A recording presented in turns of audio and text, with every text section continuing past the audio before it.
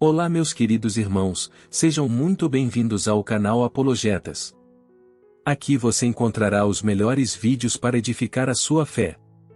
Mas antes de começar, gostaria de pedir que deixe seu like e se inscreva no canal para não perder nenhum vídeo que eu poste por aqui.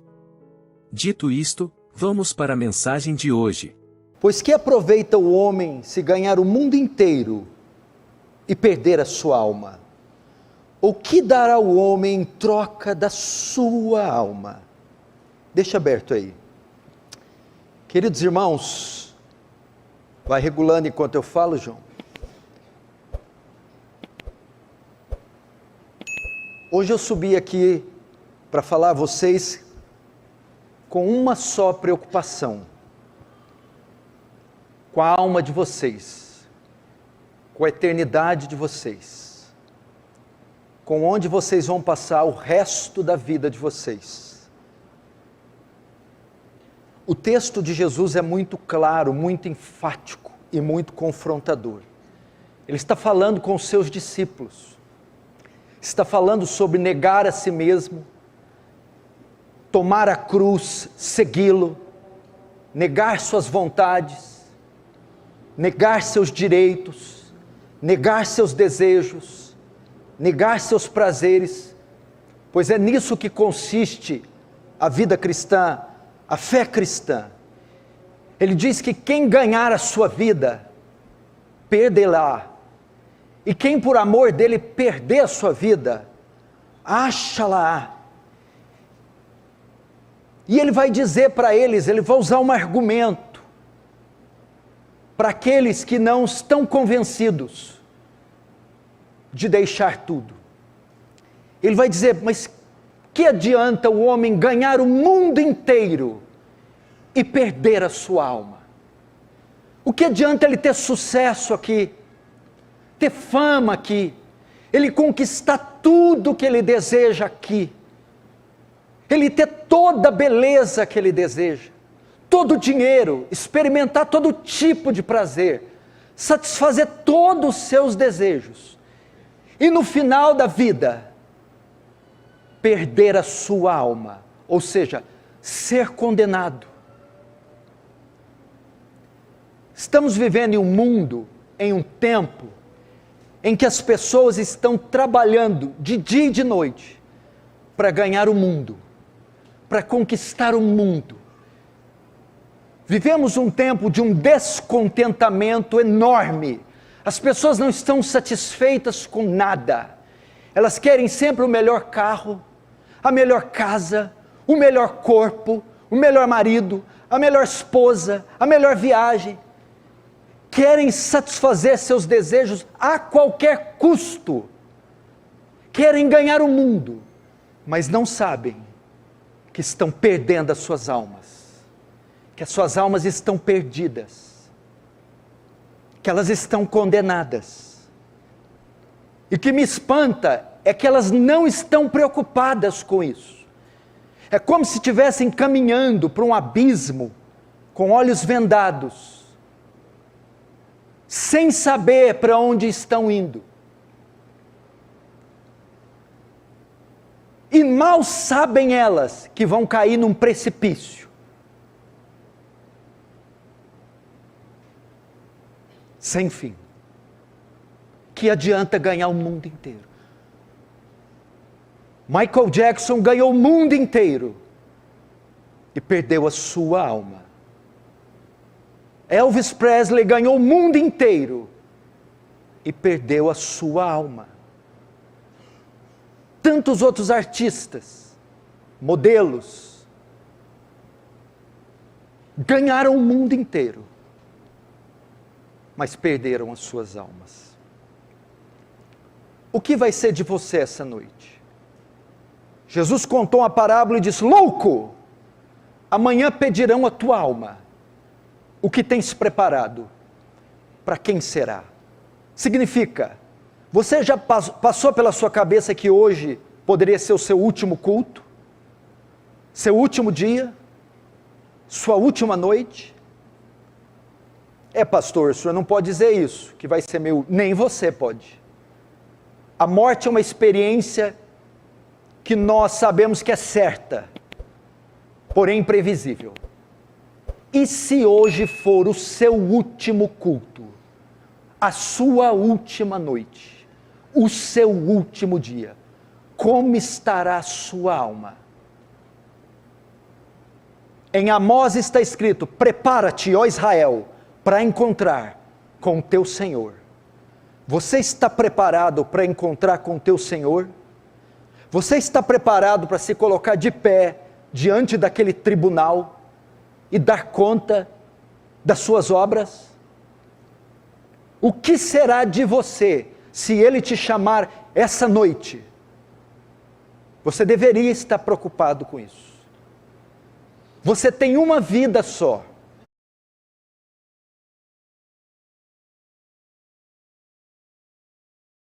Deveria se preocupar com o que fazer dela e tirar um pouco dos olhos dessa vida, porque ela passa. Tiago chama essa vida de vapor. Você já abriu a tampa de uma panela quando está fervendo? Você já viu o vapor que sai? Quanto tempo dura aquele vapor da tampa da panela? Segundos. Moisés, no Salmo 90, diz que a vida é um conto ligeiro, é um breve pensamento, é como um capim que o sol seca e o vento sopra. Se a sua vida é tão breve, você não deveria preocupar com a parte dela que é eterna, com a parte imaterial e não só com a material, a física? Você já parou para pensar que daqui a uns anos o seu neto vai estar te dando banho? Que você não vai conseguir sequer erguer o copo para levar a boca? Que daqui a uns dias vão estar velando você e passou e seu nome vai ficar no esquecimento? E o que vai contar de verdade é a parte sua imaterial, que não morre, sua alma? Não. As pessoas não estão preocupadas, mesmo dentro da igreja. Eu sou de uma época que todo crente desejava a volta de Jesus. Falava-se em arrebatamento em todas as igrejas. As conversas dos crentes eram: Jesus vai voltar, Jesus vai arrebatar a sua igreja, Jesus vai nos buscar. Eu sou de um tempo que os crentes só falavam sobre céu e inferno, sobre vida eterna, onde as pessoas se preocupavam em evangelizar as outras e alertá-las do perigo. Irmãos, Jesus está voltando, pessoas se convertam. Hoje é um tempo de teologia coach. Desenvolva o seu melhor, seja feliz, o resto que se exploda. Busque teus sonhos. Não se importe com o que os outros pensem ou digam. É esse evangelho maldito, fajuto, barato. E as pessoas esqueceram da mente, o senso da eternidade saiu da mente delas. E o que está ocupando é o senso do terreno, do imediato, do aqui, do agora, do material. É o imediatismo, é o prazer a qualquer custo, é o hedonismo. O prazer por uma picada na veia, o prazer por uma pedra de crack, o prazer por um cigarro de maconha, o prazer pelo orgasmo imediato, pelo sexo, pelo casamento, divórcio, segundo, terceiro, quarto, quinto, pelo carro, a troca, beleza? A mudança cirúrgica, estética. É isso que se ensina, que se prega, e isso é a expectativa dos crentes atuais. Mas eu entrava em casa de cristãos na década de 90, 80, e via-se quadros com versículos. Quadro dos dois caminhos, a porta larga e estreita, quadros da Arca de Noé. Hinos eram cantados em disco de vinil, hinos antigos, bíblicos. As irmãs oravam antes da refeição, liam textos, tinham temor, e todos esperavam a volta de Jesus e a salvação. Conheci um homem que na sua radicalidade dormia de social, com camisa de botão, abotoada até nas mangas, E eu perguntei, senhor Bento, por que o senhor dorme assim? E eu tinha 13 anos. Ele disse, se Jesus voltar, como é que eu vou me apresentar a ele? Claro que ele não tinha uma noção de como ele ia se apresentar, mas ele está mostrando com isso reverência. Hoje, você está preocupado com isso? Com o que Jesus disse? O que aproveita o homem ganhar o mundo inteiro e perder a sua alma? Ou ele pior, ele diz, o que dará o homem em troca da sua alma? Você esqueceu dos sinais? Você não está vendo a mudança desse mundo? Eu estou convencido que Jesus está voltando. Eu estou convencido que o mundo está passando por mudanças que não voltarão mais, e que isso são sinais das profecias. Jesus está voltando mais rápido do que você imagina. Essa presente era vai terminar. Os sinais estão todos aí, você está assistindo eles, e eles estão acontecendo com uma velocidade espantosa, na natureza, na política, na religião, na economia. Todos os sinais previstos em Daniel, em Isaías, em Mateus, em Tessalonicenses, em Apocalipse. E o que tem a ver Jesus voltar? A volta de Jesus é a redenção das coisas, juízo para os ímpios, redenção dos justos, a consumação dos séculos. O que vai adiantar todo esse tempo gasto nisso que você está gastando, quando Jesus voltar? O que vai adiantar o seu coração estar aplicado onde está aplicado dessa forma, se Jesus está às vésperas? Seria tolice, não seria tolice, alguém gastar o seu dinheiro comprando um Cadillac, sabendo que daqui 20 horas viria um dilúvio varrendo a terra. Ele deveria estar preocupado em subir numa montanha alta, comprar um colete, ou se tivesse a arca na época de Noé, entrar na arca. Pois os irmãos estão assim, os primeiros pingos do dilúvio começam a cair, e eles estão na praia jogando frescobol, mal sabem que uma onda de 200 pés está vindo, e vai devastar todos que estão na praia. Quando fizeram o anúncio da pandemia do coronavírus, o que as pessoas fizeram? Se trancaram em casa, compraram álcool gel, compraram máscaras, se protegeram, porque sabia que uma epidemia, uma pandemia estava alastrando o mundo inteiro e devastando todo mundo. Se alguém fosse pego, ou se alguém desprotegido fosse se aglomerar, chamariam-lhe de louco, não é isso? A mesma coisa, o Senhor está anunciando a nós, o céu já está trovejando a sua ira, Ele está anunciando o seu retorno, a igreja devia estar se preparando para isso.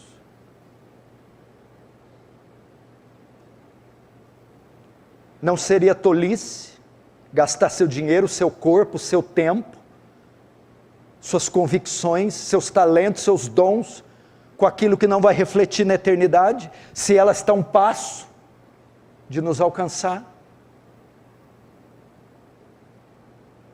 Como está a sua vida?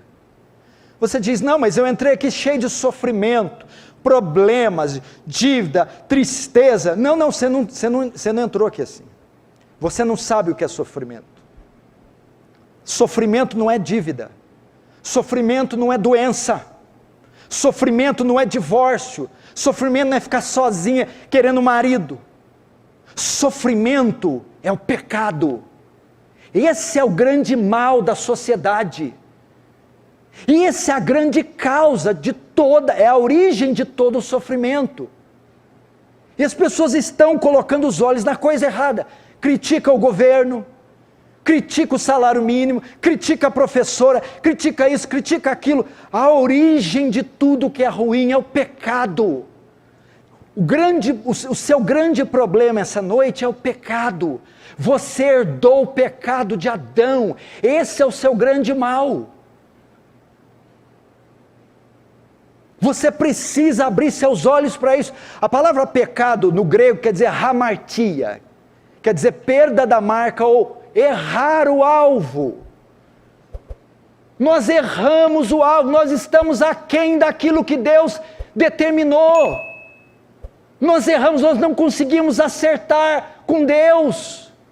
Saímos dos princípios, desobedecemos, erramos o caminho, saímos dos trilhos, estamos aquém da sua justiça, aquém dos seus mandamentos. Todos pecaram e destituídos da glória de Deus estão, aquém da justiça de Deus estão. É impossível alcançar a glória de Deus, pecado é isso.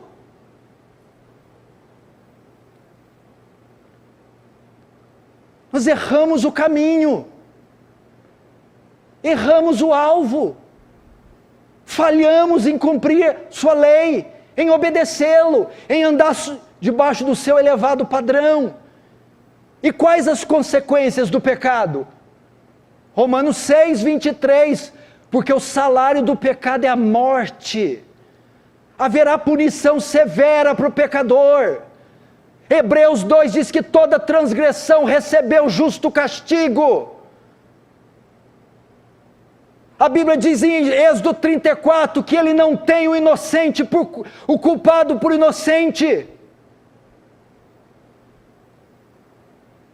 Que do céu manifesta sua ira contra a impiedade dos homens. E esse é o nosso problema, é o pecado. Ele nos afastou de Deus. E por que o pecado é tão grave? Por causa da sua santidade. Deus não é como nós, Salmo 50. Deus é santo. Santidade fala de duas coisas. Primeiro, da impecabilidade de Deus. Não há mancha em Deus, não há erro em Deus. Deus é puro, intensamente puro, livre de mancha, mácula, iniquidade ou pecado. Deus não pode pecar. Ele é puro. Abacuque 1,13 diz, tu é tão puro de olhos que não pode contemplar o mal, não pode, ele tem aversão ao impuro, aversão ao mal.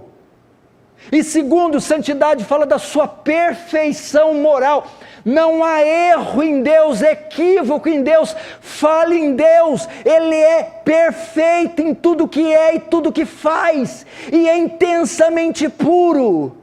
E uma terceira coisa, a santidade, ele é distinto na categoria dele, só existe ele. Portanto, o pecado é grave, que o pecado é uma ofensa a esse Deus puro, impecável, justo, perfeito. Quantos pecados bastaram para ele banir Adão e Eva do Éden? 5, 10, 15, 1000? 1. Porque ele não pode contemplar o mal. Por isso que o pecado é um horror. Porque Deus é imensamente puro, impecável. E por que o pecado é um horror? Por causa do segundo atributo, da sua justiça. O que é a justiça de Deus? É retribuir cada um segundo o que é digno.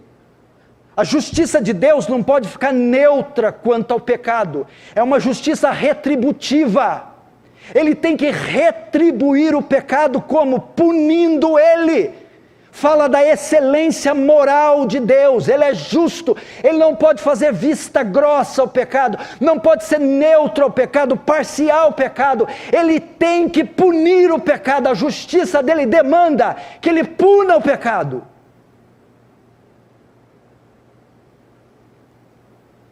Ela não é neutra. Ela não é como a nossa Suprema Corte. Ela é digna da mais alta honra. Por isso ele tem que punir. E quem ele vai punir? Romanos 3, 23. Todos pecaram. Todos. Todos inclui quem? Eu. Você. Todos os homens. Esse dia está chegando. De Deus requerer contas de cada pecado praticado pelo corpo.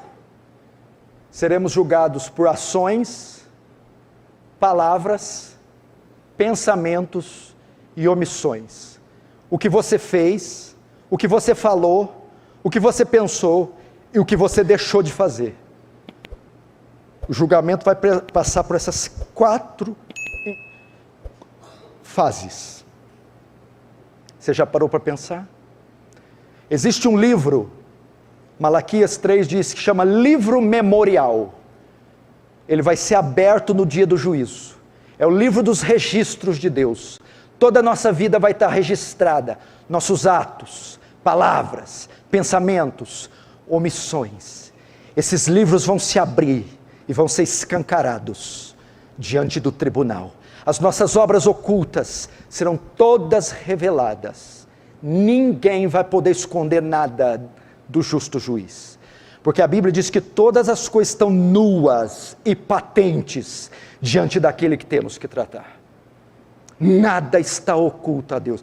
E estes livros dos registros serão todos abertos e folheados naquele dia. Se nós não chegarmos naquele tribunal com o nosso advogado de defesa, seremos condenados.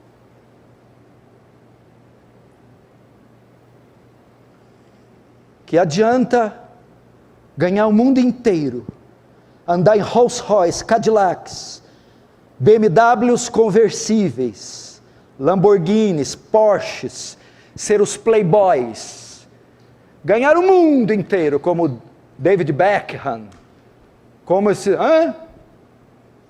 E a sua alma está falida, pútrida, podre, carcomida, caiada. O que adianta? Você não deveria se preocupar com ela? Paulo em 2 Coríntios 13, 5 diz assim: examine-se para saber se você está na fé. O que esse texto quer dizer? Faça uma avaliação para saber se você é salvo. Faz um exame, é uma ordem, e é uma ordem para a igreja. Examine-se a si mesmo para saber se está na fé. Examine a sua conversão, avalia ela. Avalie a sua salvação. Avalie se você morrer hoje, você entra na vida ou entra na morte. Veja seus atos, olha para o seu coração, ele tem amargura, ele tem ídolo, ele tem crítica, ele tem ranço, ele tem rancor, ou é um coração maleável, quebrantado, perdoador, puro. Olha para o teu coração, tem um espaço aí que só Cristo ocupa. Veja a sua postura, se ela condiz com o que a Escritura ordena que um cristão ande. Você fala como a Bíblia manda um cristão falar, age como a Bíblia manda um cristão agir, usa seu dinheiro como a Bíblia manda usar. Você tem vínculo com a igreja como a Bíblia manda ter, sua mente é pura como a Bíblia manda ela ser. Avalia. Jesus disse: pelos seus frutos os conhecereis. Colhe-se figo de abrolhos, ou uvas dos espinheiros.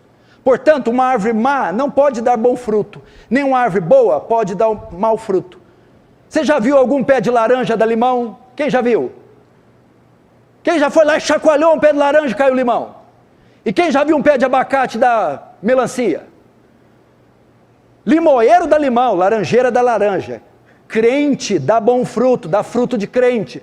Diz que é crente, mas dá fruto de ímpio. Então não é crente, é ímpio. É pelo fruto que conhece. Você já viajou nas estradas, de repente é comum você viajar para ir para Batatais, ou ir para Estreito, ou ir para essas cidades aqui. É comum você encontrar uma mangueira no caminho. Você passa por aquele lugar lá há muito tempo. E você fala, qualquer dia eu paro aqui. Você passa 1 ano, 2 e aprecia a mangueira. Fala, que mangueira linda. Que mangueira linda. E 1 ano, 2 anos, 3 anos. Um dia você está com mais tempo, você para. Vou apanhar a manga hoje. Vou parar aqui e pegar. Olha, o pé está carregadinho. E você está 3 anos admirando aquela mangueira. Quando você começa a pegar pedras e lançar, aí você vê que começa a cair, ao invés de manga, cai maracujá. Ué, isso aqui não é uma mangueira, isso aqui é um pé de maracujá. Puxa, mas me enganou durante esses 3 anos. Mas como ficou evidente que aquilo não era uma mangueira, era um pé de maracujá? Foi quando, ao colher os frutos, ao invés de manga, colheu maracujá. É aquele irmão que está na igreja, você olha ele de longe. Oh, paz do Senhor, glória, é um irmão em Cristo. 1 ano, 2 anos. De repente você resolve chacoalhar, pressionar. Ou Deus traz uma tribulação e você vai lá. Ao invés de manga, bondade, justiça, cai maracujá, irado, sensual, mentiroso. Você está entendendo? Quando ele é pressionado a dar as mangas, fruto de justiça, ele dá é maracujá. Aí você fala, danado, danado, não era mangueira nada, não era crente nada. Por quê? Porque pelos frutos conheceis a árvore. É o fruto que dá, é lá com a esposa na porta fechada do quarto, é lá no computador de noite, quando todo mundo está dormindo, é lá com o din-din, a hora que está assinando coisa, é ali é o fruto. É a hora que está passando uma mulher na rua, seminua, é quando olha para o coração, o que guarda aqui dentro, é pelo fruto, não é o quanto congrega.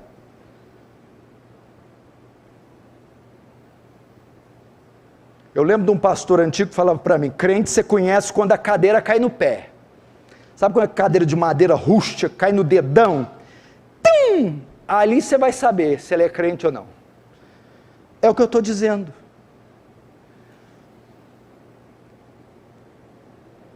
Valia a sua vida. Eu vou ajudar você, essa mensagem ficar mais confortável. Talvez não era a mensagem que você queria ouvir, talvez você está irritado.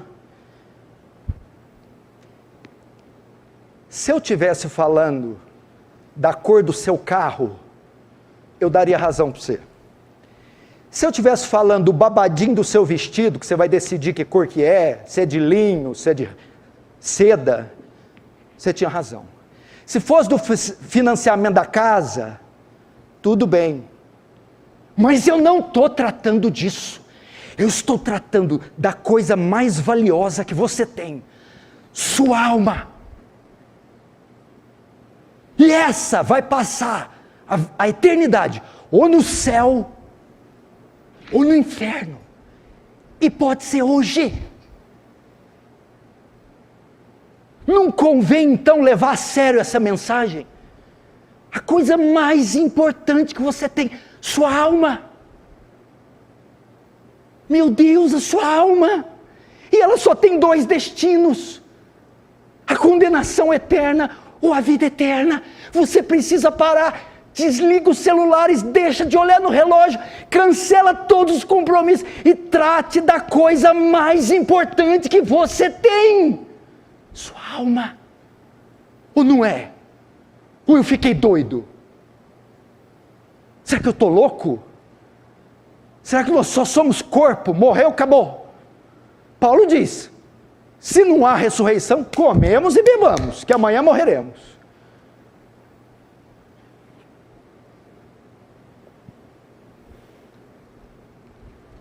Você não vai sair daqui hoje sem a sua salvação. Eu sei que tem gente sentada aqui que não é salva. É claro que não é. E talvez você que não é, saiba que não é. Vai ficar relutando até quando? Será que Deus não marcou este culto hoje? Inusitado, imprevisto, imprevisível. para tratar da sua alma, da sua, não para te condenar, mas para te salvar. Como se dá a salvação? Abre comigo lá em João 3, João capítulo 3.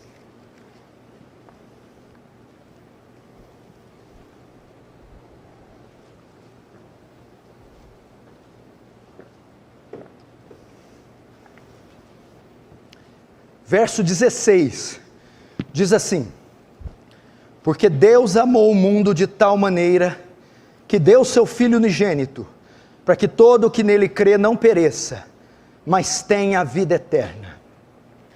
Lutero chamou João 3,16 de mini evangelho. Todo o evangelho está contido nesse versículo. Pastor, como um homem pode ser salvo?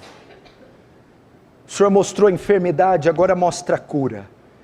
Eu mostrei a doença, agora eu quero mostrar o remédio.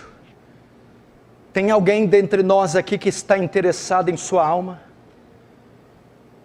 Que enquanto eu falava, abriu o coração e disse: eu não quero sair daqui sem passar da morte para a vida. Eu não quero sair daqui sem o perdão dos meus pecados. Você vai pegar um pouco a sua arrogância, orgulho e prepotência religiosa de 65 anos de crente e vai deixá-la de lado.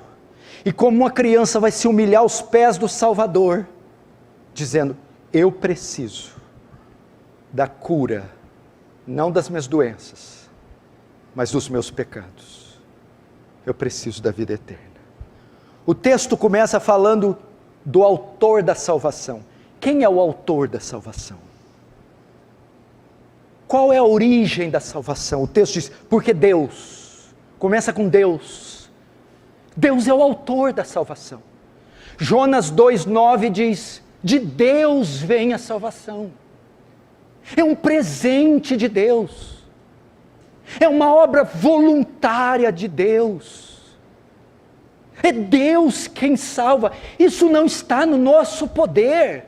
Não está nas nossas mãos. Isso não é terreno, é divino, não é humano, é sobre-humano. É uma obra que compete só a Deus. E Deus quis salvar. Vim dele. Agora, qual a razão da salvação? O autor Deus, a razão, o amor. Porque Deus amou. É o amor de Deus. Deus salva os homens baseado em seu amor. Em seu amor por nós. O que motivou Deus a salvar o homem, ou o que motiva Deus salvar um pecador, é o seu amor que Ele tem pelo pecador. Isso deve nos constranger. Porque Ele diz: Deus amou o mundo. Mundo que tem duas conotações. Primeiro, o mundo fala do sistema. Por que para salvar Ele teve que amar? Porque mundo não fala de pessoas boas. Fala de pessoas más. Ele não salvou anjinhos. Ele salvou víboras. Facínoras. Homens maus como eu e você. Paulo diz que pode até ser que alguém morra por alguém bom, mas Jesus morreu por maus. Ele amou gente má, Ele amou pessoas ruins, Ele amou pecadores, e a base da salvação é o seu amor. Terceiro, qual a extensão dessa salvação, ou desse amor? Amou o mundo. Mundo aqui fala de pessoas, de todas as épocas, pessoas de todas as raças, pessoas de todas as idades. Deus amou gente na África, amou gente na Índia, amou gente no Brasil, amou crianças, amou velhos, negros, brancos, ricos e pobres. A salvação alcança todos os continentes, todas as eras, todos os povos e pessoas de todos os estratos sociais. Agora veja a intensidade desse amor, porque Deus amou o mundo de tal maneira. Irmãos, a salvação não é baseada em qualquer amor, é um amor assim que transcende a nossa compreensão. Quando ele fala Deus amou o mundo de tal maneira, a ideia é que ele amou incondicionalmente. Ele não amou pessoas boas, ele não amou com base nas condições que reuníamos, ele amou com base, meu irmão, nos pecados que reuníamos. É incondicional. E eu estou dizendo isso para você, pecador, se render ao amor de Deus. É um amor que não levou em vista a sua maldade. É um amor, meu irmão, que não levou em conta a sua injustiça. É um amor que, apesar da sua injustiça, não te rejeitou, não te ignorou, amou a si mesmo. Ele amou aqueles que erraram o alvo, aqueles que saíram do caminho, aqueles que estiveram abaixo, aquém do seu padrão. Ele os amou. Amou de tal maneira, transcende a nossa compreensão. Agora, o objeto da salvação, que deu seu Filho unigênito. O que é isso aqui? Para nós sermos salvos, teve que haver uma troca.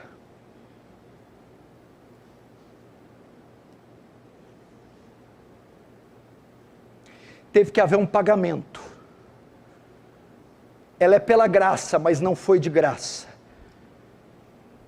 E tem um ponto que a salvação pode ser dita que ela é por obra, sim. Pelas obras de Cristo. Para nós sermos salvos, outro tinha que assumir o nosso lugar, nossos pecados, nossa culpa e pagar por eles. Isso aqui aponta para o que? A salvação não é meritória, ela não vem por obra, senão não haveria necessidade de Cristo morrer. Pela graça sois salvos, por meio da fé. Isso não vem de vós, é dom de Deus, não vem de obras, para que ninguém se glorie. O objeto da salvação é o Cordeiro de Deus. A lei de Moisés diz que para cobrir o pecado, um animal tem que ser sacrificado, para que o sangue do animal expie, cubra, perdoe os pecados. Vem Cristo, não um cordeiro, mas o Cordeiro, e derrama seu sangue para o nosso pecado ser expiado. Ele teve que dar uma oferta pelo nosso pecado, para cobrir nosso pecado. E qual oferta foi? O seu Filho se fazendo homem, se fazendo maldição, se fazendo pecado. E aqui entra também de tal maneira. Você quer medir o amor de Deus? O tamanho dele? Vamos dar um exemplo aí. Você não vai levantar a mão. Vamos supor que você ama alguém. As mulheres casadas, os maridos. Os homens casados, as mulheres. Os meninos, os pais. Você ama muito esse pai? Amo. Você ama muito esse marido? Amo. Você ama muito essa mãe? Amo. Vamos supor que você fica grávida. E você dá à luz um menininho, ou uma menininha bonitinha. Tanto você que é velho, novo. Você ama tanto esse pai, esse marido, que para ajudar ele, você pega esse bebê de 3 meses e sacrifica ele. Capite? Você tem ideia? Teria que ser muito amor para você pegar esse filho seu, inocente, puro, de 3, 5 meses, 2 anos, e a única maneira de você salvar esse pai, esse marido, essa mulher, é entregando a vida desse bebê E você ama tanto esse homem, essa mulher, esse filho, que você entrega. Deu para entender? Foi isso que Deus fez. Pegou o seu filho único. O amor foi tamanho por esses pecadores, que ele ofertou o seu filho, deu ele para ser sacrificado. Tem ideia? É pouco amor isso? É pouco amor? E detalhe, você daria esse bebê para um homem que te ama, teu marido, teu filho, tua mulher. Deus deu seu filho, não foi para alguém que o amava, foi para alguém que o odiava, eu e você. Não foi para amigos, foi para inimigos, tornando o amor maior ainda. Foi nessa proporção que ele amou. Agora a condição da salvação, para que todo aquele que nele crê, Deus amou o mundo de tal maneira, que deu seu Filho unigênito. A origem da salvação, Deus; a causa da salvação, o amor; a extensão da salvação, o mundo; o objeto da salvação, o Filho; a intensidade da salvação, de tal maneira; a condição, todo aquele que nele crê. A fé é o braço que recebe o presente de Deus, salvação. A fé é a ferramenta que se apropria da obra gratuita. Pela graça sois salvos, salvação pela graça, por meio da fé. A fé é o braço que estende a Deus e diz: me dê a salvação, me dê. Qual é a condição? Você tem que crer, meu irmão. Você precisa crer, meu irmão. Você que está hoje aqui é chamado a crer, meu irmão. Você que está morto em pecados, você que está desviado, você que está fazendo tudo errado às escondidas, Deus está te chamando para crer.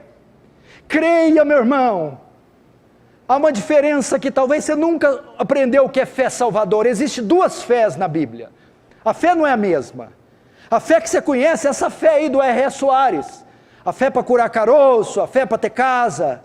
Não é essa fé.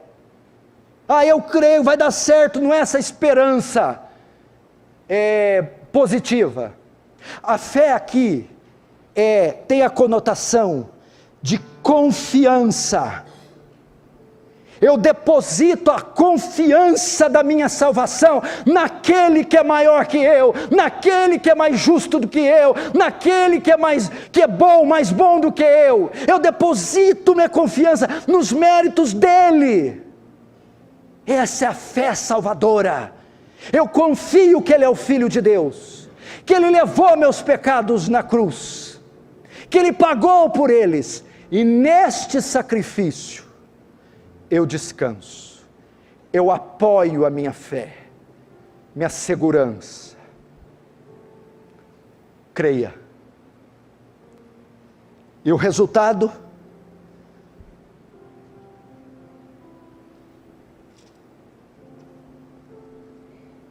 Para aquele que nele crê, não pereça, mas tenha a vida eterna. Misericórdia e graça. Para aquele que crê, não pereça, não receba o que merece, o castigo, misericórdia, e receba o que não merece, a vida eterna, graça. Graça e misericórdia disponíveis para aquele que crê. É assim que um homem entra na vida. Há alguém aqui nessa condição hoje? Pense novamente, se for hoje o seu último dia, como está a sua vida? Você é uma ovelha ou você é um bode? Joio ou trigo? Virgem nécia ou virgem prudente? Eu não estou dizendo quantos anos você já batizou, quais igrejas você passou, não é nada disso. Você é uma nova criatura, você nasceu de novo, foi regenerado, o Espírito Santo habita em você. Você pratica obras de justiça, tem amor pela verdade, ódio pelo pecado, ódio pelo mundo, vive uma vida pura. Se você entrou aqui sem essas características, você não precisa sair sem elas. Deus pode te conceder isso hoje. Como você deve chegar até Ele? A prostituta chegou diante dele e confessou seus pecados aos seus pés, se arrependeu e creu. O tempo está cumprido, o reino está próximo, arrependei-vos e credes. Vá diante dele e confesse seus pecados. Eu não sou bom como deveria ser, justo como deveria ser, eu falhei em te obedecer e te servir, eu olhei para a lei moral, os 10 mandamentos e quebrei todos eles, mereço a punição, mas eu me arrependo de ser a mulher que eu fui todos esses anos, o homem que eu fui todos esses anos, eu me arrependo. Veja só, arrependimento bíblico não é arrepender de um ato, é de um estado. Não é arrepender do que você fez, é arrepender de quem você é. Não é de um ato isolado, arrependo do que eu fiz ontem, não, arrependo do homem que eu fui todos esses anos. Não é arrepender do que você faz, é arrepender do que você é. Entendeu? Você disse, eu me arrependo de ter feito aquilo que a minha mulher ontem. Não, eu me arrependo de ser o marido que eu sempre fui, o homem que eu sempre fui. Eu me arrependo do meu estado. Essa é a ideia. Se arrepende. Se arrepende. E segundo, fé. Debruce-se naquela cruz, aos pés dela, e diz, eu creio que o Senhor fez o que eu não poderia fazer. Se você fizer isso, e o Espírito Santo te conduzir, hoje, não é amanhã, hoje você é salvo, agora, aqui neste culto, você passa da morte para a vida. O Espírito Santo regenera você, chama você.